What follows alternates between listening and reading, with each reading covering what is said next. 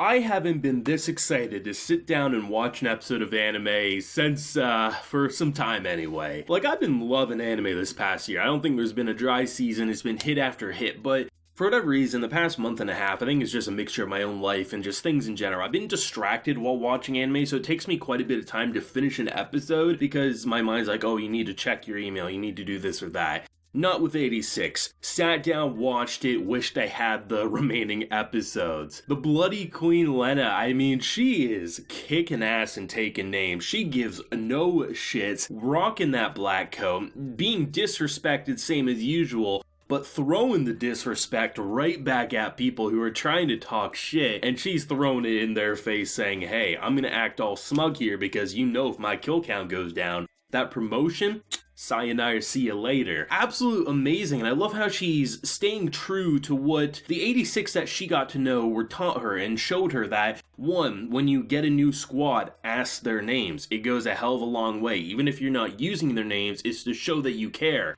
And I think when we really consider how it took so long for them to even give an ounce of trust to Lena, to see that we kick off this episode with them supporting her. The new handler to them is someone who clearly treated them as human, showed that she gave a shit, and is putting herself in harm's way, being demoted and ridiculed, but doing everything in her power. And even though it's only a small handful of people, we're seeing that there are literally people who are doing what she asks in order to get information that she can then use to help her squad. Incredible to see that level of development. And I mean, the first core honestly served as an ending, right? And as it was pointed out to me when I was reviewing the first core, that originally this was written as a one-and-done novel. But because of the popularity, they made more, and it was a story that, even though it was originally made with one story in mind, it's a world with a lot of possibilities. And I was curious to see where they were going to take that, given the fact that, honestly, I thought they were shit out of luck, and they probably still are.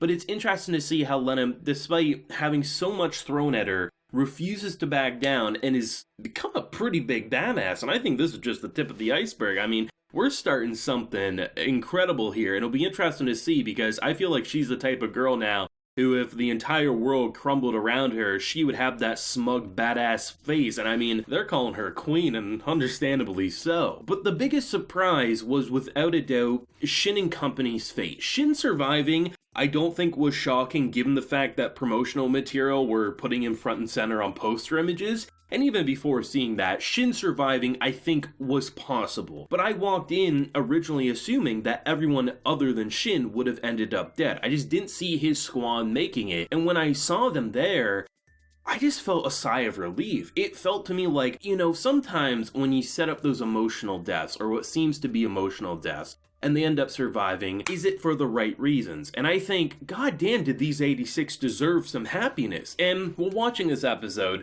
we get introduced to the president of this newfound nation. I believe his last name was Zimmerman. I was immediately drawn to this character and how much he clearly put himself at risk, despite everyone behind him wanting probably to kill these kids. And when they said, hey, the smart thing to do would be to kill these kids, he never gave me the impression that he was doing things horribly. And I actively put this in my mind throughout watching this episode, that I am totally expecting that this could end up being a betrayal someday. But as it stands, these are people who were raised on the battlefield, now get a second chance because a person wants to give kids a chance at life. When people are trying to recruit them for soldiers, he's saying, just because they want that, they only want that because they've never had a normal life. I love the idea of him, and even though it seems like he's trying to replace something in his own heart, I mean, at the very end of the episode, the annoying bratty little sister turns out to be some form of royalty, which is his adoptive daughter on paper, so it's interesting. I think it will cause some trouble down the line, but the idea of him adopting them all and basically trying to give them life. I mean, if we remember, I think it was like the second or third last episode, maybe even the last episode of part 1, we saw them kind of like browsing the streets and wishing that they could have a normal life. And seemingly a normal life is what they can now have. I mean, we're seeing chants on the street about saving the 86. Is it too good to be true? Probably. Everything's probably too good to be true. But I do appreciate, and I find myself being charmed by this man, even though I feel like there's been some questionable faces and the way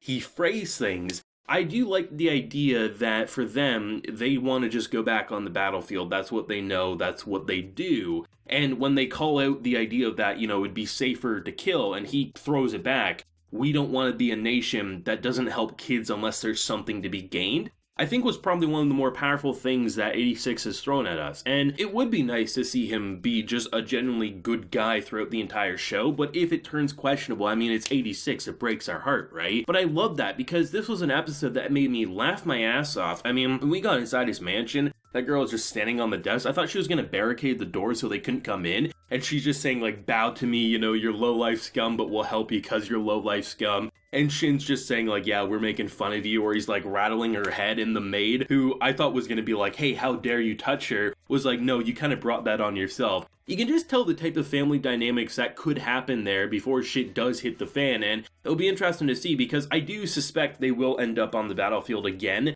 but I don't think it will be because, they betray trust or anything like that. I think there will just be a genuine, like, hey, we appreciate this, but we're kind of too far gone. We'll play house, we'll have a family-like dynamic, but let us be on the battlefield. And I think it'll be a big difference that if they do go back on the battlefield, based on what we saw in this episode, they will have machines that aren't made of paper mache and can be cut apart with a goddamn combat knife. Just so happy to see this back, and I think it's probably pretty clear based on my enthusiasm.